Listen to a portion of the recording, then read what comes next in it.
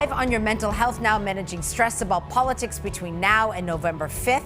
Here with some advice about that is Dr. Varsha Radhakrishnan, a psychiatrist at Tufts Medical Center. Good to see you, doctor, and welcome. Well, doctor, it's great to see you. And it's a perfect time because the debate last night. So let's start with last night's presidential debate. As you well know, it was more of a confrontation between two people than a conversation between two people. And what makes that hard for some of us to watch? Can be incredibly stressful to see people arguing, to be a part of something so confrontational, seeing people attack each other. I think it naturally brings up intense anxiety and in general can make you feel pretty powerless or hopeless in those moments. I think it really triggers that fight or flight response. So how do you diagnose someone with so-called political anxiety or political stress?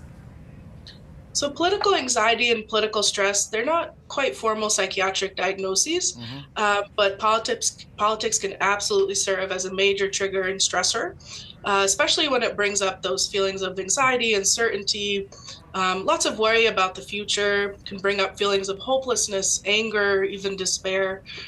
So there was actually a survey conducted by the American Psychiatric Association, and nearly 73% of the respondents said they're feeling extremely anxious about the election.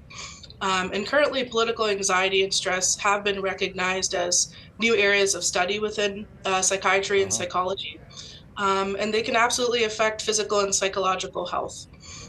Political stress can also increase the risk of developing anxiety and depression and lead to other physical and psychological problems. And doctor, those numbers can be staggering. I mean, that 73% is virtually 3 out of 4. So it's very likely we know someone in the office, a family member who disagrees with us politically. Do you think it's better to avoid talking about the election for now, just to keep the peace? So it's very tempting to avoid conflict, and it can be easier to bottle up our emotions.